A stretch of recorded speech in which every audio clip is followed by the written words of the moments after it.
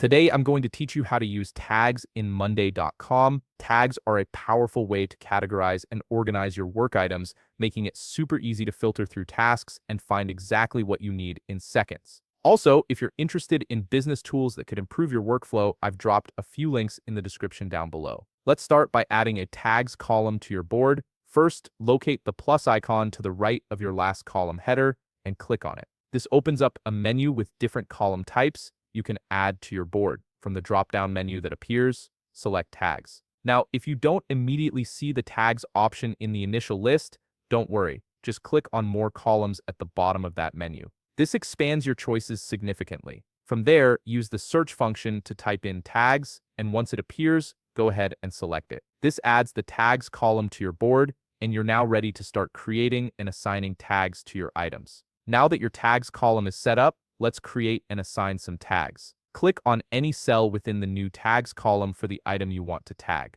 A text field will appear where you can type your desired tag name. For example, you might type urgent if you're marking a high priority task. Once you've typed the tag name, press enter, or you might see a prompt that says create and then your tag name. Click that. If it appears, you'll notice the tag now appears with a hashtag symbol in front of it, which is Monday.com "set's way of visually identifying tags." Here's something really useful. You can repeat this process to add multiple tags to the same item. Each tag will display as a separate label within that cell, allowing you to categorize items in multiple ways simultaneously. For instance, a single task could be tagged as both urgent and client-facing, giving you flexible ways to organize and view your work. Now let's talk about filtering by tags, which is where the real power of this feature comes in. At the top of your board, you'll see a search or filter bar. Click on it to activate the filtering function. Type in the tag keyword you want to filter by. You can include the hashtag symbol or leave it out. Monday.com recognizes both.